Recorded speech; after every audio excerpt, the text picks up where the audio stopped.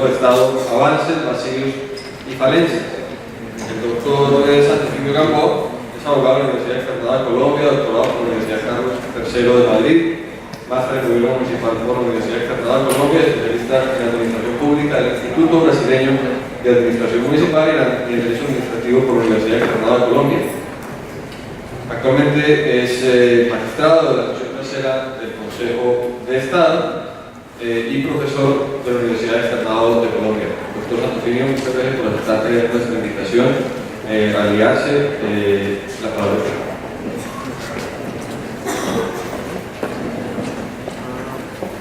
Buenas tardes. Muchas gracias a todos ustedes. Un saludo muy especial, unos agradecimientos a IARCE, a la profesora Aramburo, a toda la directiva del instituto por esta invitación el día de hoy, en la tarde de hoy, aquí en la ciudad de Barranquilla, a exponer algunas inquietudes sobre un tema fundamental de la responsabilidad del Estado, que es el que se refiere a víctimas y reparación integral. Un tema que pues, justifica la existencia misma de la cláusula constitucional de la responsabilidad, el reconocimiento de víctimas y la consecuente reparación como deber que instaura nuestra Constitución política frente a la constitución de las víctimas.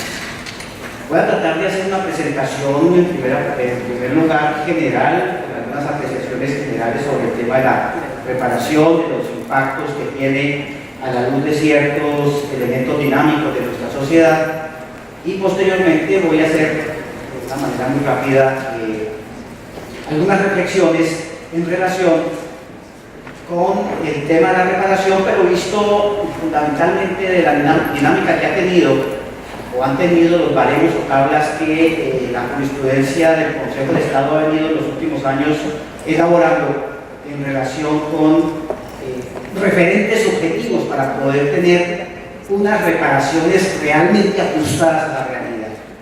Sobre dos presupuestos: primero, reconocimiento de unas víctimas; segundo, frente a esas víctimas, la necesidad de reparación, pero esa reparación haciéndose sobre bases objetivas con el fin de que no sea lesiva. No sea lesiva a la víctima y tampoco a los intereses públicos, que al fin y al cabo es de donde salen los recursos para reparar a las víctimas. Ahí tenemos que lograr un balance. Yo creo que la gran lucha no es entender una fórmula de un artículo 90 constitucional desbordado, sino todo lo contrario, un artículo 90 constitucional que realmente cumpla los propósitos para el cual fue incorporado, y es reparar, no regalar. Es reconocer víctimas y no generar impunidad. Ese es el juego. El título de la conferencia es Derecho de Víctima, Reparación Integral, avances y falencias en la jurisprudencia del Consejo de Estado. Como les decía, el primer punto de reflexión, inevitablemente, para acercarse a este tipo de situaciones de la responsabilidad y, diría yo, de las víctimas, es entender el alcance del artículo 90 constitucional. Entenderlo en el sentido de que es un artículo que está en una dinámica impresionante en nuestra sociedad. No es un artículo que se haya quedado solo, no corresponde inclusive a su visión original de hace 25 años, sino que es un artículo que ha venido teniendo unas modificaciones importantísimas en el alcance que se le viene dando al tema de las víctimas y de la responsabilidad. Por eso creemos que es una fórmula dinámica, que es una fórmula dialéctica, que es una fórmula de adaptabilidad, que es una fórmula que no puede ser vista bajo unos ojos ideológicos específicos, sino que tiene que entender las complejidades de la sociedad para poder formular para poder aplicar sus postulados. Esos postulados son precisamente dos. Desde esa perspectiva hemos partido, y lo ha reconocido nuestra jurisprudencia, lo ha reconocido la jurisprudencia de la Corte Constitucional, en el sentido de que es un artículo que reivindica la condición de la víctima. Aceptada la existencia de víctimas, probada la existencia de víctimas, pues solamente corresponde determinar, para realmente complacer los postulados del Estado social de derecho, los elementos propios de la cláusula constitucional del Estado de Derecho, es entrar a verificar dentro del contexto, dentro de esos presupuestos, dentro de esa estructura sustancial, a quién hay que hacer el. Es un ejercicio muy elemental, muy básico, pero de una complejidad enorme cuando se trata de producir decisiones judiciales en esta caso. Y por último, como consecuencia de ese ejercicio en la identificación del daño antijurídico y de la imputación, el ejercicio entre el reconocimiento de víctimas y la identificación prueba del victimario, pues el deber consecuencial de reparación integral, no de indemnización integral, sino de reparación integral, que es el que trae nuestra Constitución política. Ya veremos cómo entre estos dos conceptos hay una distancia enorme. Y es de pronto el componente más incomprendido de toda la relación. Si bien es cierto sobre daño antijurídico, podemos tener toda una serie de discusiones en relación a su configuración y sobre todo a la procedencia del elemento de la antijuridicidad que tanta complejidad nos trae en la vida real de la jurisprudencia. O en el caso de la imputación, todas las discusiones que se pueden dar en ese escenario sobre con cuál metodología trabajamos, si somos eminentemente causalistas, o trabajamos temas de imputación objetiva, o hacemos otro tipo de análisis pertinente de si estamos matriculados y casados con las llaves perdidas en torno a títulos de imputación, o si el juez tiene la libertad de hacer la motivación, todos esos elementos y todas esas discusiones que se pueden dar frente al daño antijurídico y a la imputación. El tema que más controversias trae, evidentemente, cuando se construye un fallo judicial, y sobre todo porque es el que va a traer un impacto enorme en relación con la sociedad, es el tema referente a la reparación integral. Porque tiene un componente económico que es de interés, digamos así, es el dulce con el cual se juega, realmente es gran atractivo para muchos de las responsabilidades del elemento económico. Pero también tiene un elemento de responsabilidad social, de reconstrucción, de presencia frente al colectivo, de reconstrucción de la víctima en su contexto social, que es todo lo que trae la reparación integral y que es el elemento incomprendido. Y digo el elemento incomprendido porque desafortunadamente partimos de que no tiene valoración económica, sino una recuperación de una reivindicación moral y material que muchas veces la sociedad no entiende, o por lo menos quienes están interesados en la reparación por ahora, pues no la ven como la más atractiva. Esta fórmula está permanentemente impactada. Yo he tratado de explicar los principales impactos que se tienen en este momento del artículo 90 constitucional, y sobre todo para medir su alcance, para medir su aplicación, para determinar las bases objetivas sobre las cuales debemos actuar, para evitar la especulación y generar seguridad jurídica, porque el tema de la responsabilidad puede, si se maneja bajo presupuestos irresponsables, pues puede dar lugar a que se armen en torno a él pues, todo tipo de discusiones improductivas. Esos impactos tenemos medidos a partir de varios componentes. El primero de ellos lo situamos en el ámbito del derecho internacional, en el ámbito de la convencionalidad.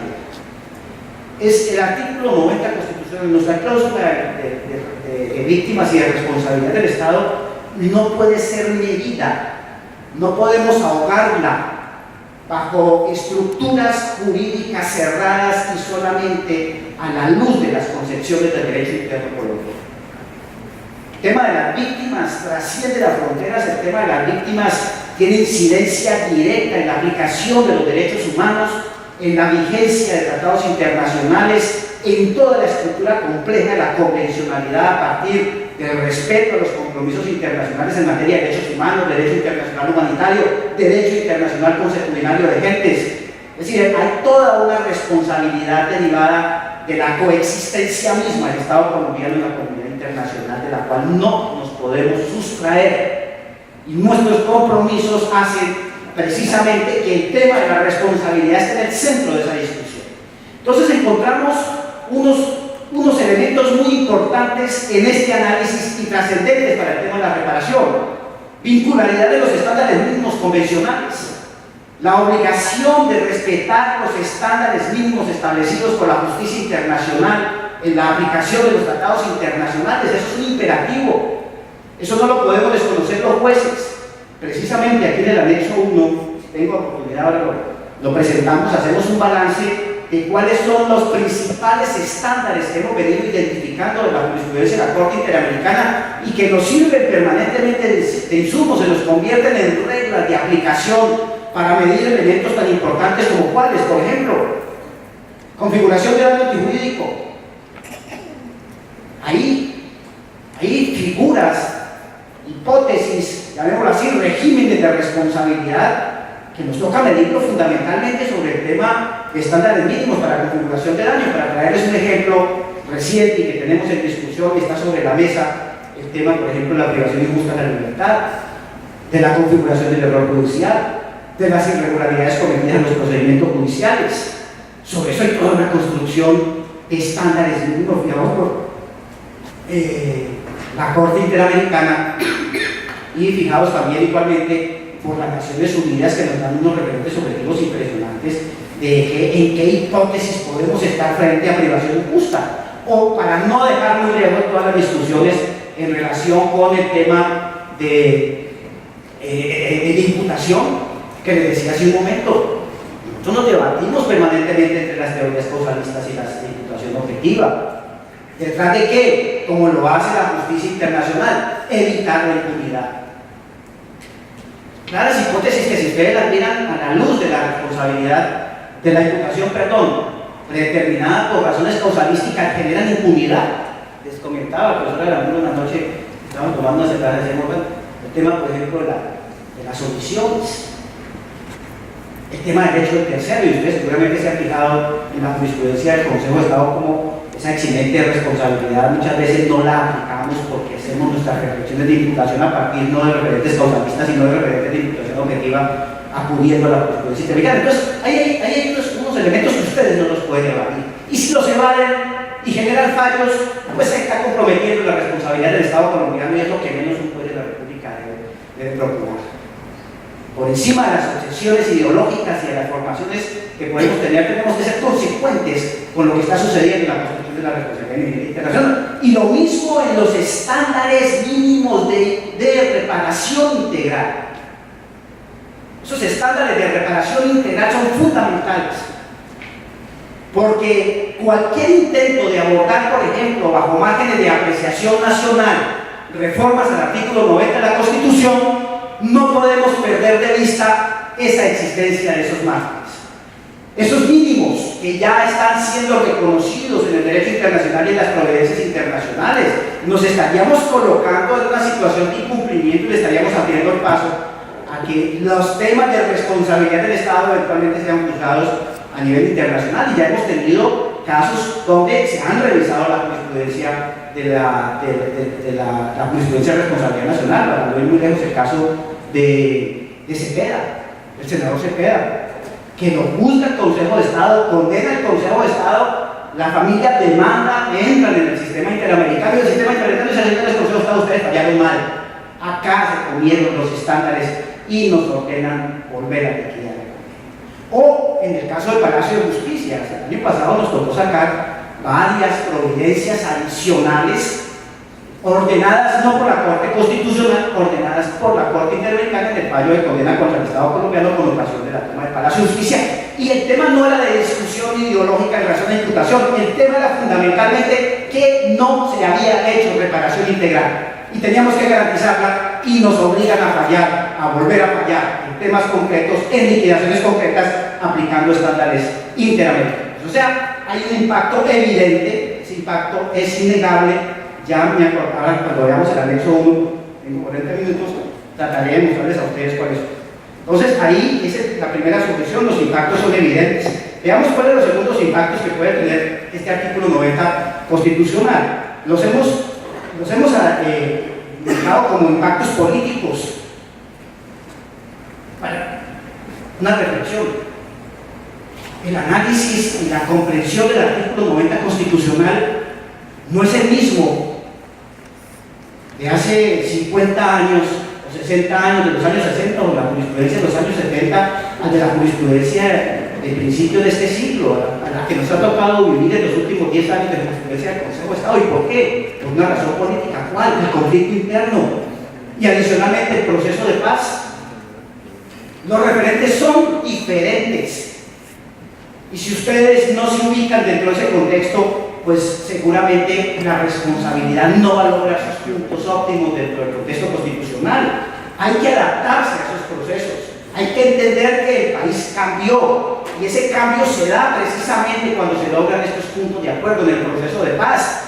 Cuando, por ejemplo, como jueces ya no tenemos que entrar a desentrañar, en caso del conflicto interno, si el Estado fue o no actuó, cuando a partir de un documento que se firma con los grupos rebeldes, el Estado dice yo soy victimario y los señores del grupo rebelde dicen nosotros somos victimarios. Y las víctimas están ahí. Esa es una realidad, eso ya es un cambio de escenario bien importante. Las residentes providencias nos toca hacer esa reflexión y analizar cuál es el papel del juez cuando ya los victimarios están diciendo somos victimarios. Cuando el Estado diciendo yo participé, yo tengo, yo. No me pongan a mirar, yo soy victimario. Eso es un escenario bien interesante para ser analizado a la luz de la opinión. Y no podemos tener unos referentes de hace 50 años con la jurisprudencia continental europea, seguir pegados a los estándares de derecho francés.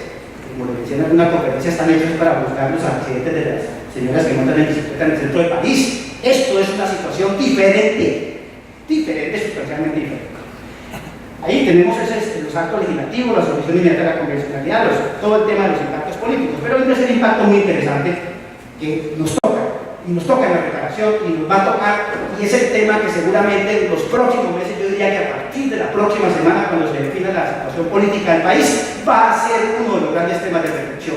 Y es el tema del impacto económico de la reparación integral. Hay dos disposiciones por ahora que me llaman la atención. El tema de la sostenibilidad fiscal, que en opinión de algunos se quedó corto en su redacción. Es un tema de pagos y no de vincularidad del juez para efectos de la cuantificación de la reparación. Se quiere avanzar la idea de que hay que sujetarlo. Escuchaba algo esta mañana el tema, por ejemplo, del análisis económico de la responsabilidad y de la reparación. ¿Hasta dónde llegar con ella? Pero me parece que el artículo que está entrando de manera mucho más contundente en el problema, y que la Corte lo pasó así muy rapidito, pero que tiene unas expresiones que me parece que pueden dar lugar a repensar todo el tema. Seguramente el Estado se va a meter por ahí. Es el contenido del artículo 18 del acto legislativo número 1 del 2017. El concepto de recursos disponibles para efectos de la reparación. Obviamente me toca el elemento económico, que como les decía al inicio de la conferencia, que más le importa mucho. No me tocan los otros elementos, aquellos que no se pueden medir contablemente, aquellos que no se pueden materializar, aquellos referentes a los inmateriales que de tanta dificultad tenemos. Pero ahí está. Y no me está tocando el daño jurídico, no me está tocando la imputación, me está tocando la reparación. O sea, pónganle mucho cuidado, porque lo que yo visualizo a partir de aquí es una reconsideración muy importante en relación con el artículo 90 constitucional, que va a dar al traste seguramente con toda la trayectoria de reparación que estamos viviendo en el país.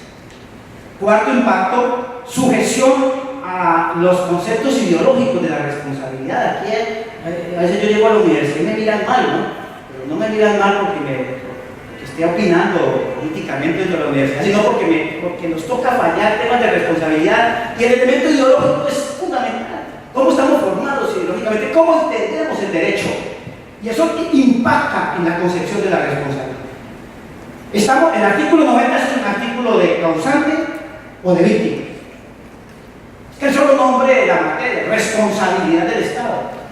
No es responsabilidad del Estado. La consecuencia es un derecho de víctimas. Y ahí ya empezamos la pelea. Segundo, causalismo o imputación. También me cambia la suerte de las decisiones. Muchas veces por vía causal no podemos condenar, luego no hay reparación, o en imputación objetiva podemos hacerlo, y eso ya depende de nuestra formación, de si entendemos que el causalismo es una religión o no, y la colocamos en el sitio que es. Así de fácil. O ruptura de criterios únicos de motivación, que es otro. Elementos ideológicos. ¿Qué es el título de imputación? Pues a lo que nos han enseñado en teoría jurídica es la motivación del fallo. Y en materia de responsabilidad, pues tiene una labor muy importante en construirla. ¿Cómo así que usted tiene que saberse frente a determinado hecho antijurídico cuál es el título? Esa matemática cuadriculada de dónde se ha inventado.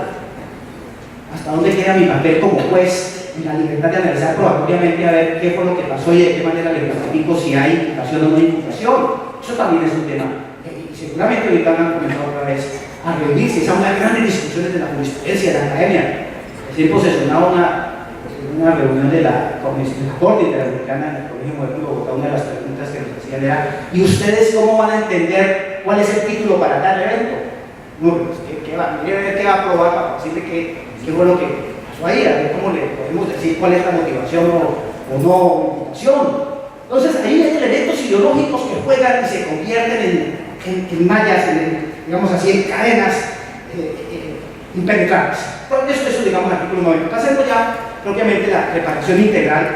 ¿Cuáles son los desarrollos? La reparación integral de desarrollo de la jurisprudencia del Consejo de Estado. Aquí voy a ocuparme del deber funcional, del deber constitucional y convencional de reparar, que es uno de los estándares mínimos de la Corte Interamericana, derivado de la jurisprudencia de la Corte Interamericana, y la Corte dice que ustedes, Estados, se comprometieron a reparar en todos los casos de responsabilidad, y es parte de la estructura de la Convención Americana de Derechos Humanos. Aquí, ¿qué estamos partiendo para efecto de esta fórmula de la reparación integral en los desarrollos? Básicamente voy a irme por uno, porque no tengo oportunidad de hacerlo con otros, uno de los aspectos más difíciles de la reparación, que es el manejo de los inmateriales. Y a través de ello, la construcción que se ha venido haciendo de referentes objetivos y por qué estamos llegando a referentes objetivos y realmente esos referentes objetivos que creemos que construimos en la jurisprudencia de unificación del año 14 están cumpliendo o no el papel de ser verdaderamente referentes objetivos. Ahí tengo algunas críticas. ¿Qué hemos hecho? ¿De dónde hemos partido para construcción de los baremos o de los referentes objetivos o de las tablas que seguramente muchos de ustedes han aplicado en responsabilidad del Estado? De una idea central, de un problema jurídico central, que lo he resumido en la siguiente frase: de la falsa idea del juez sabio, portador del arbitrio juris, al juez del ordenamiento jurídico del Estado de Derecho, ¿sí?, con facultades discrecionales, que acude a criterios de ponderación y proporcionalidad cuando está frente a decisiones discrecionales. Es que una crítica profunda a todo el tema de la reparación, y es algo que cuando uno la ve de por fuera, cuando está en la academia, me parece muy bonita, pero cuando llega a fallar, se convierte en un problema realmente. Es cómo voy a condenar, cuál es el fallo justo en materia de indemnización, fundamentalmente. ¿Cómo construyo una adecuada reparación integral? Resulta que los presupuestos básicos que manejamos en derecho administrativo, que los teníamos en el viejo artículo 35, 36 de la ley, el decreto 01, que aparecen ahora en el artículo 42 de la ley 1437, donde me dice que cuando esté frente a escenarios discrecionales debe actuar de manera proporcional. Se pierden, esa noción se pierde en el ámbito de la responsabilidad cuando hay que reparar, y se convierte en otro de los famosos dogmas que rigen la reparación en Colombia, y se convierte en una talanquera imposible de remover cuando el juez resuelve ser realmente justo, ir a la medida más ajustada a la infracción, en este caso a la violación del derecho subjetivo de la víctima, y dar un remedio o tratar de reconstruir la situación sin entrar a ser arbitrario, sin irse por arriba o sin irse por abajo. En el Estado de Derecho, bajo instrumentos constitucionales, eso se maneja a la luz del reconocimiento en escenario de discrecionalidad, de principios de proporcionalidad y acudiendo a reglas de ponderación. De lo contrario, no las estábamos inventando. De lo contrario, estábamos regalando la plata. De lo contrario, aparentemente éramos justos y no sabíamos qué sentimiento estaba detrás de ese juez. Ese es el peligro de la reparación. Y seguramente es la gran crítica que dentro de 8 días van a comenzar a hacer el artículo 90 de la Constitución. Por ahí se le van a meter para o destruirla o regularla al máximo el tema de la reparación, el tema del 90 constitucional, el componente de la reparación. Entonces, eso nos llevó a qué? A estructurar unas tablas, entender que no podíamos seguir pensando que la reparación era solamente indemnizar, sino que había que reparar. Segundo, que había que tener una idea mucho más amplia de lo que era la reparación integral. Y por último, construir baremos bajo conceptos de proporcionalidad para evitar que se desbordara la indemnización. Fundamentalmente, era el miedo a una indemnización no coherente por fuera del ordenamiento jurídico. Ahí construimos los baremos. Esas tablas famosas para poder lo hicimos sobre la base de dos ideas centrales, ya que la proporcionalidad tiene tantas discusiones, tantos detractores, y la idea de la arbitrariedad de la construcción de la indemnización debe continuar, pues acudamos a un elemento que me da la proporcionalidad y es tener unos referentes objetivos para poderlos medir de acuerdo con la experiencia de la jurisprudencia. Y segundo, tratemos de acudir a los instrumentos internacionales y a los mínimos. Y ahí se construyeron unas tablas que más o menos han venido funcionando. Creación de regla objetiva. No somos legisladores, pero los casos que tuvimos que analizar nos decían: recojan lo que hay para construir referentes objetivos.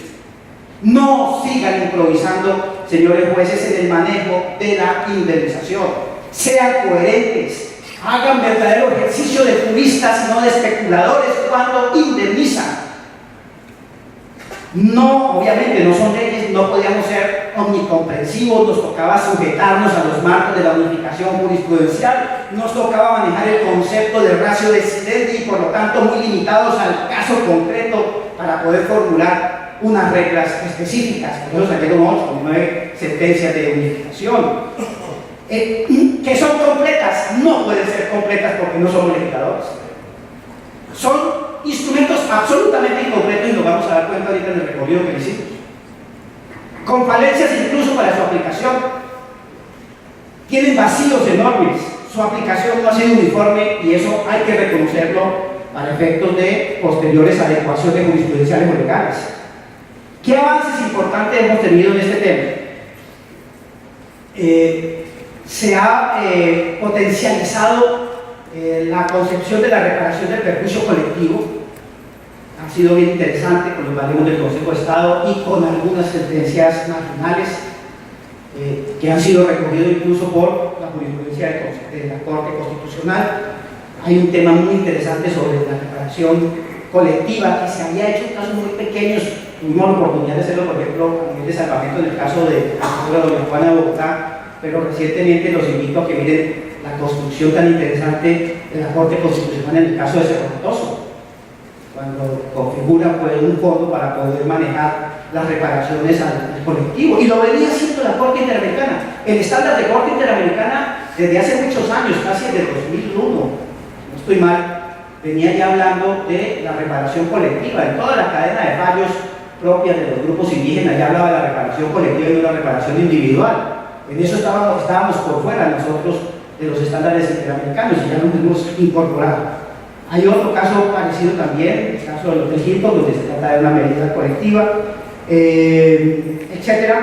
En la masacre de las Frías, es un tema muy interesante, de derechos humanos, también hubo medidas colectivas, haciendo reconocimiento de víctimas. Obviamente no eran partes procesales, pero sí se identificaban en el proceso que eran víctimas, y se hizo reparación colectiva, no indemnización.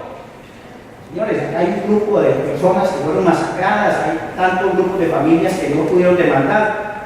La prueba da para decir que ellas también son víctimas.